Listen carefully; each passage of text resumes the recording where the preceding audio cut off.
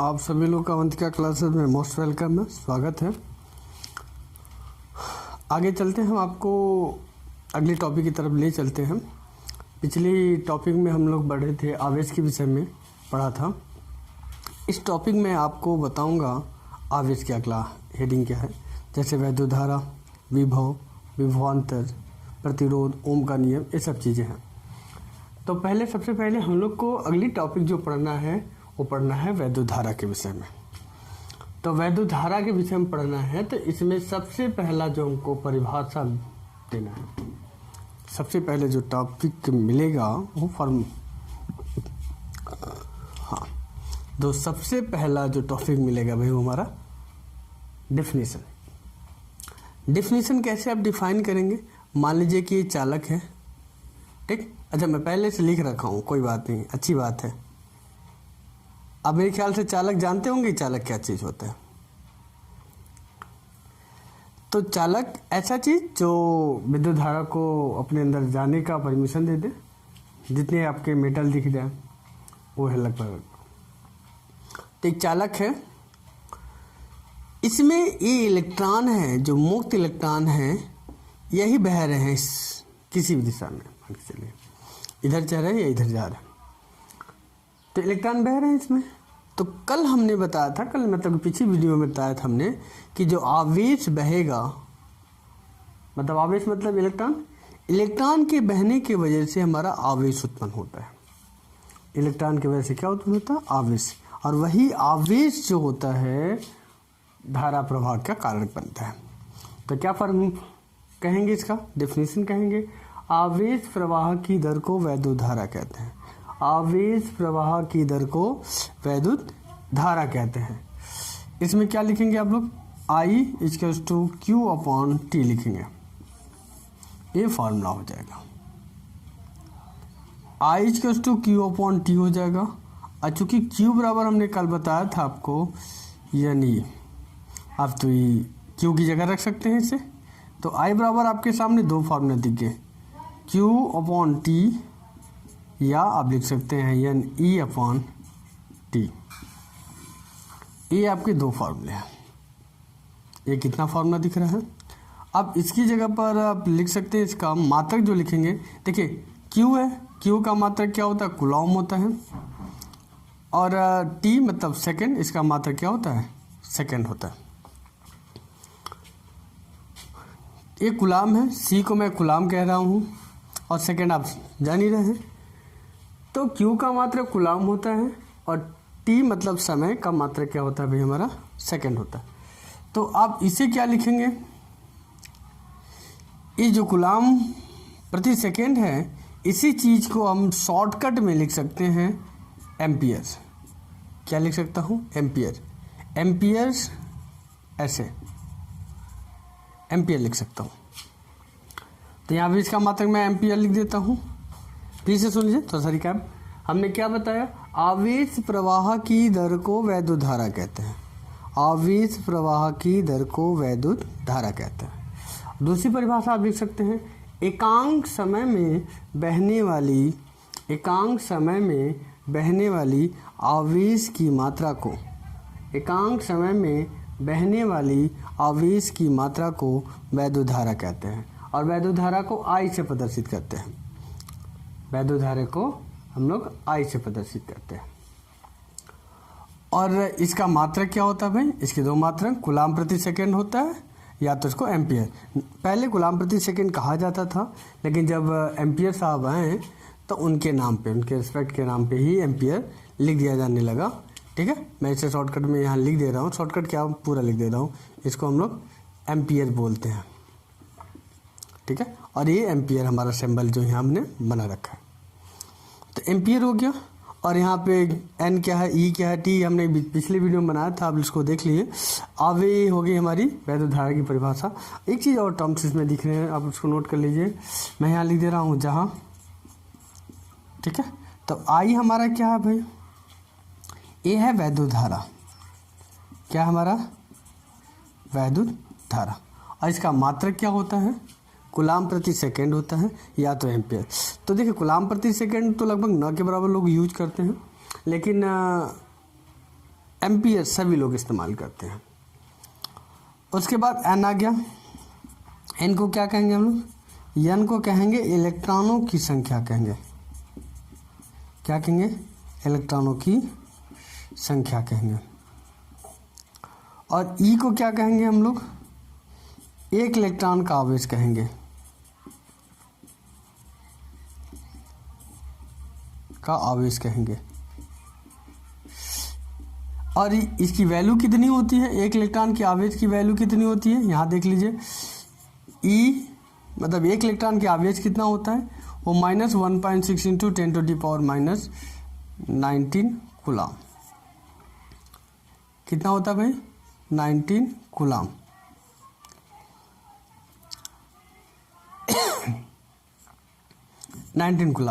ये हमारा ई की वैल्यू होती है। आप टी जान ही रहे हैं। टी क्या है हमारा? टी हमारा समय है। और क्यू क्या है हमारा? ए आवेश है। और इसका मात्र कूलाम होता है। तो देखिए जितने टर्म्स थे हमने लगभग सारे बता दिए। फिर भी आपको लगता है कोई टॉपिक आपको पूछना है इसमें जो नहीं आ रहा है, तो अब मुझे कमेंट सेक्शन में कमेंट करके बताइएगा क्या बताना है। हमने सारी चीज़ें इसमें लिख डाली। डेफिनेशन हमने बता दिया कि आवेश प्रवाह की दर को वैद्युत धारा कहते हैं, या एकांक समय में बहने वाले आवेश की मात्रा को वैद्युत धारा कहते हैं। फार्मूला बता दिया, I बराबर Q/T होता है। एक दूसरा फार्मूला चूँकि ठीक है, हैंस क्या होता है भाई हमारा? Q बराबर NE होता है। पिछली वीडियो में हमने बताया था। Q की वैल्यू यहाँ रख देता हूँ, Q/T, और इसका क्या हो जाएगा? Q NE/T हो गया। दो फार्मूले इसके बन गए। हमने बता दिया I क्या भाई? वैद्युत धारा है। इसका मात्रक क्या होता है? एम्पियर होता है या फिर कूलाम प्रति सेकंड होता है। उसके बाद Q हमने बताया, Q क्या है? Q हमारा है आवेश, इसका मात्रक कूलाम होता है। और क्या टर्म से बचे? E बता दिया, E की वैल्यू कितनी? 1.6 इंटू 10⁻⁻19 कूलाम होता है। ये हमने वैल्यू बता रखी है। N की वैल्यू भी बता दी। मतलब सारे टर्म्स इसमें जितने रिलेटेड थे वो बता दिया। और एक और बात पूछा जाता है कभी कभी परीक्षा में कि वैद्युत धारा सदिश राशि है कि अदिश राशि। तो ध्यान रखिए जो I है ये हमारा अदिश राशि है। अदिश राशि है। क्या भाई? अदिश राशि है। जिसमें दिशा होने के बावजूद भी अदिश राशि होने का कारण क्या है? ये एक दिशी होता है, सिर्फ एक ही दिशा में बहता है, वापस नहीं आता। क्योंकि सदिश राशि होने का मतलब है कि अगर उल्टी दिशा में बहने लगे तो वो ऋणात्मक हो जाएगा, ये बात कही जाती है। लेकिन वैद्युत धारा जो है एक ही दिशा की ओर फ्लो करेगा, वो दूसरी दिशा की ओर नहीं आएगा, और इसका परिणाम कभी नेगेटिव होता ही नहीं है। इसलिए इसको हम लोग अदिश राशि, दिशा होने के बावजूद भी ये अदिश राशि है। वैद्युत धारा का मात्रक आप याद रखिए क्या होता है? एम्पियर होता है। लोग एम्पियर यूज करते हैं। पहले के टाइम में, हम लोग के टाइम में एम्पियर को ऐसे लिखा जाता था, ए लिखते थे इस तरीके से, फिर छोटा एम और पी, एम्पियर ऐसे लिखा जाता था। लेकिन अब क्या है, ऐसा सिस्टम खत्म हो गया, सिर्फ ए लिखा जाता है, ए फॉर एम्पियर। ठीक है, चलिए मैं हट जाता हूँ थोड़ी देर के लिए। आप इसका स्क्रीनशॉट ले सकते हैं, या तो फिर नोट करना है तो नोट कर लीजिए वीडियो पॉज करके। ठीक, अब इसके बाद हमें पढ़ना है सर्किट के विषय में। किसके? सर्किट के विषय में, मतलब परिपथ के विषय में। परिपथ कैसे बनता है, कैसे तैयार होता है, इसके विषय में।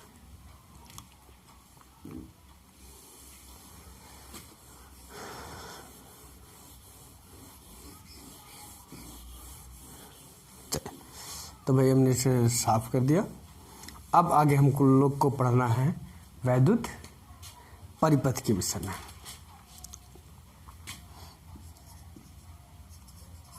वैद्युत परिपथ, इलेक्ट्रिक सर्किट, इलेक्ट्रिक सर्किट। मेरे पास कुछ एक सिस्टम है, मैं आपको दिखा रहा हूँ। जैसे देखिए, ये हालांकि वो डीप हो जाएगा, दूसरा दिखाता हूँ।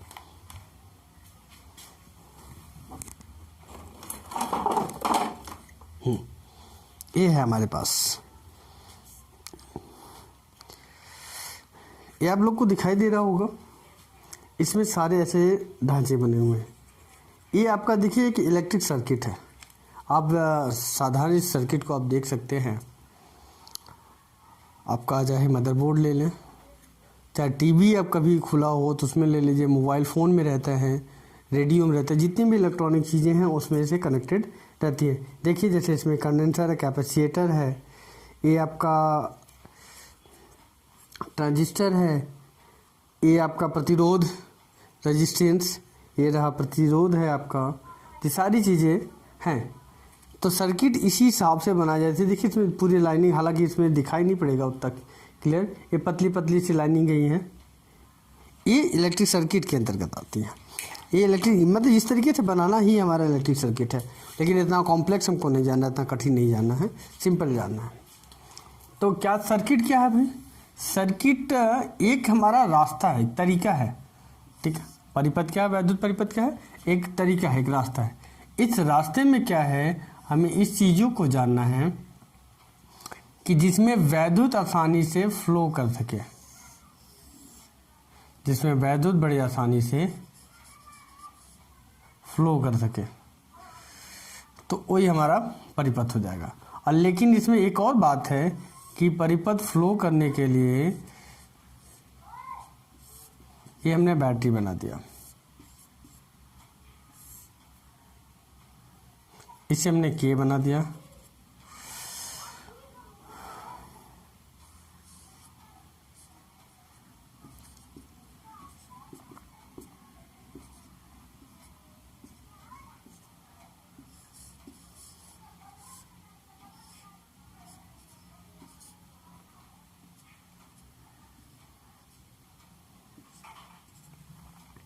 चलिए देखिए,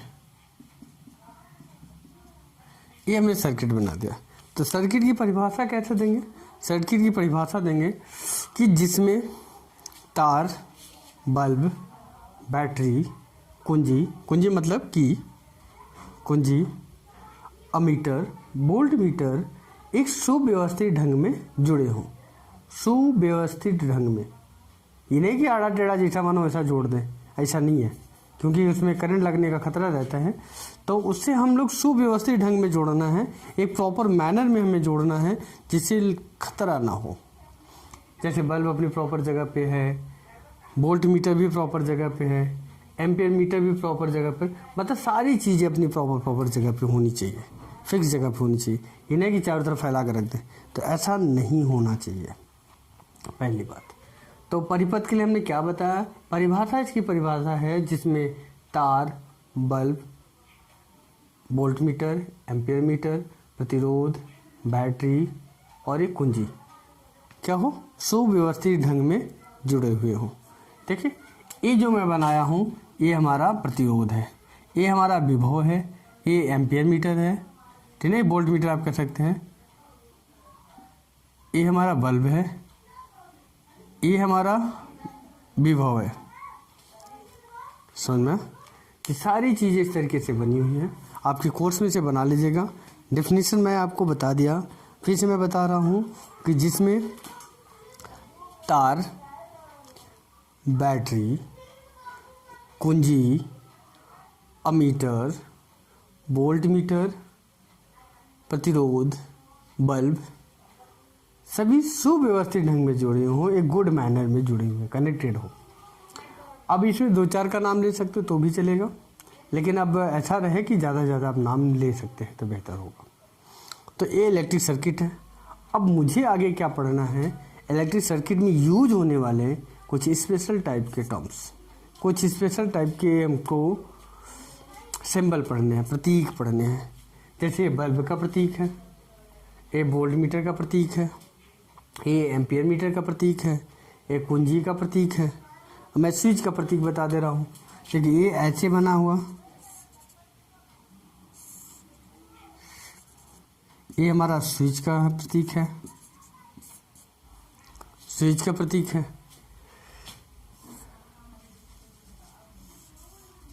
ये हमारा ज्वाइंट का, संधि का प्रतीक है।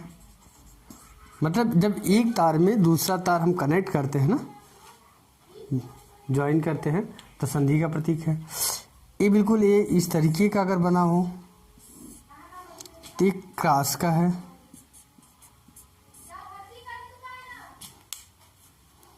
क्रॉस का मतलब क्या है कि जब एक तार के ऊपर दूसरा तार चला जाए तो ये क्रॉस का सिंबल है। ठीक, तो सारा सिंबल हमने देखिए, बैटरी का सिंबल है, सेल का सिंबल देख लीजिए, सेल का, सेल का, तो सेल का सिंबल बिल्कुल ये इस तरीके से होता है। सेल और बैटरी में अंतर होता है, दो या दो से अधिक जब सेल आपस में मिलते हैं तो बैटरी का निर्माण करते हैं। देखिए ये बैटरी है न कि सेल है। देखिए एक प्लस है माइनस है, प्लस है माइनस है, प्लस है माइनस है। ठीक है, जब एक रहे तो सेल है, 2 3 4 बार बन जाए तो बैटरी हो जाएगा। ठीक है, तो ये हमारे बैटरी के सिंबल हो गए, प्रतीक हो गए। इसे आपको एनालाइज करके समझना है और आपका होमवर्क रहेगा, मैं होमवर्क दे रहा हूँ ऐसा नहीं है। आप सारे अपने बुक से एक बार मिलाइएगा, क्लास 10 के सारे बच्चे, चाहे यूपी बोर्ड के हो चाहे सीबीएसई बोर्ड के हो, ठीक, कोई बात नहीं है। आप सभी लोग सारे के सारे इस पॉइंट को आप तैयार करेंगे, लिस्ट बनाएंगे। जैसे हमने सिंबल बना दिया, बल्ब का इसमें बनाए रखा है, ये हमारा क्या है, बल्ब का है। ठीक, ये हमारा विभव मीटर है। ठीक है, विभव मीटर है, और ये हमारा अमीटर है, अमीटर है। ये हमारा बैटरी है और ये हमारी कुंजी है। जितनी चीज़ें थी सारी मैंने लिख डाली है। अब इसमें से छाट छाट के उसका प्रतीक बना लीजिएगा। जैसे वोल्ट मीटर का बनाना है तो आप सीधे ऐसे लगा दीजिए वोल्ट मीटर का, ठीक ना। जैसे विभव मीटर हो गया, ऐसी को विभव मीटर को ही हम लोग दूसरी भाषा में विभव मापी भी कहते हैं, विभव मापी कहते हैं। अमीटर को दूसरी भाषा में धारा मापी कहते हैं, और इसी को गैल्वेनोमीटर भी कहा जाता है। लेकिन गैल्वेनोमीटर अमीटर में थोड़ा अंतर होता है कि अमीटर दशमलव के दूसरे स्थान तक माप सकता है, लेकिन गैल्वेनोमीटर दशमलव के तीसरे स्थान तक नाप सकता है। ये सारे पॉइंट्स हैं जो हमको इसको दिखाना है। तो आपका होमवर्क है, होमवर्क किया है, मैं हट जाता हूँ। पहले आप लोग इसको तो स्क्रीनशॉट ले लीजिए या तो पॉज करके थोड़ा बना लीजिए। ठीक,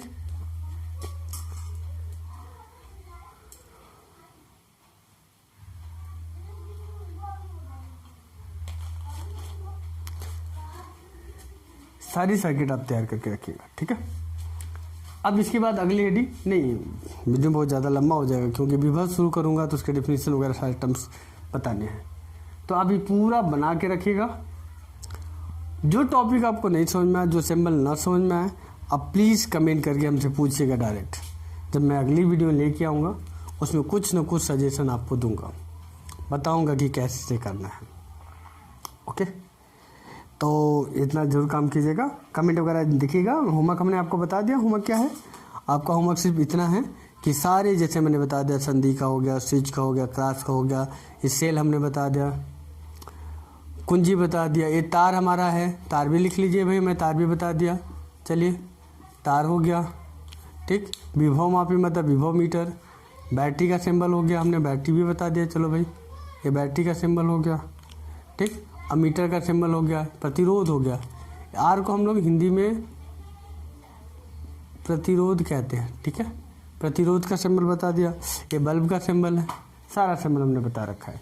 आप इसे अच्छे से बनाइएगा, याद करिए, क्योंकि सिंबल पूछा जाता है। अब यहाँ से आपका बड़ा इंपॉर्टेंट काम चलेगा।